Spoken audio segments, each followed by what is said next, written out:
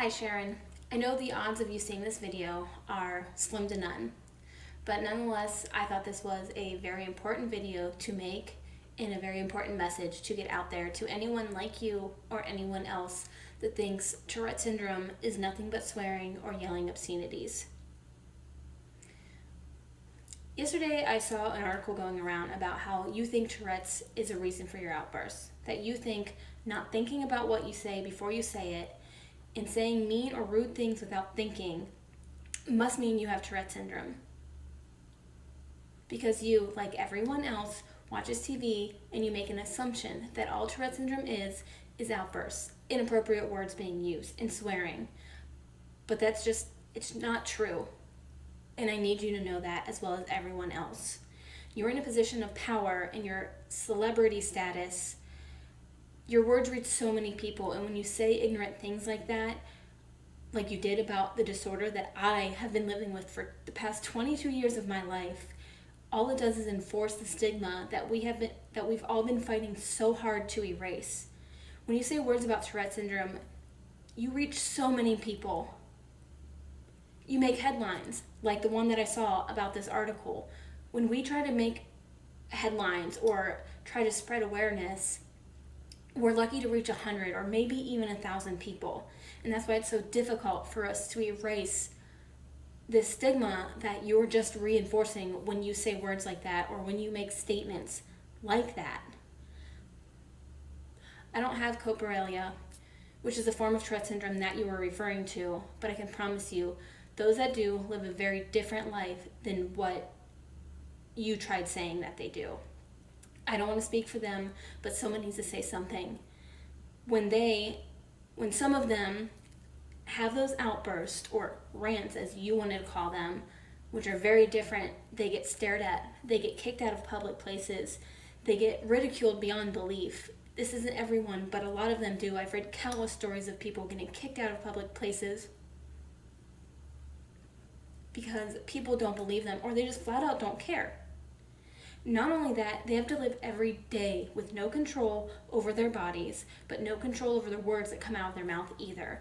All of us living with this disorder grow up seeing it as a joke on television, being told that it can't be real or that it's awesome to have.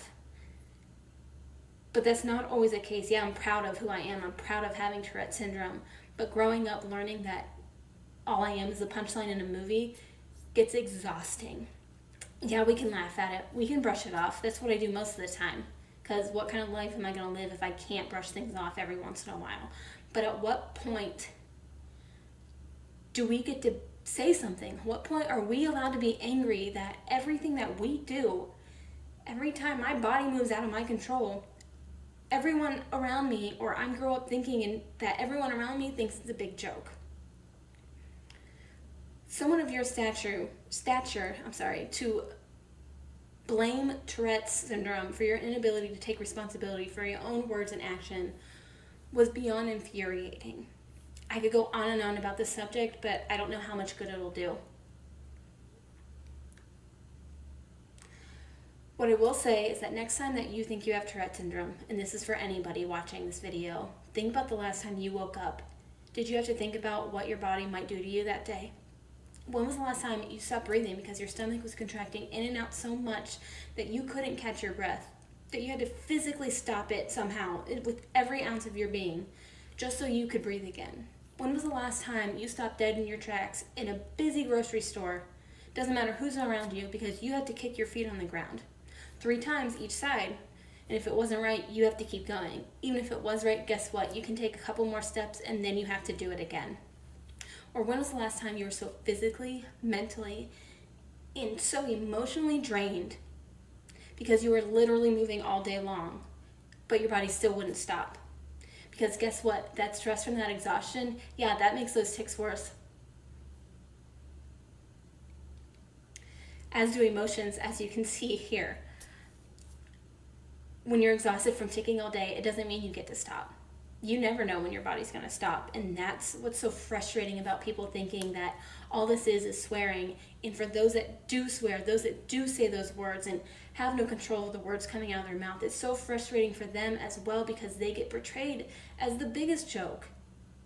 And it's not that easy for them. It's not something to laugh at for them, because it's a scary thing to not know what words are going to come out of your mouth or not know what movement your body's going to do next. This is what it's like to live with Tourette syndrome. That's what it's like for me to live with Tourette syndrome. I never know what my body's going to do next. And all I see on TV and all I see are people like you making jokes. And it's, like I said, it's so frustrating. The Tourette syndrome community deserves an apology from you. And we deserve so much more than that, especially those living with extreme cases, those that actually have what you tried to blame your mouth on.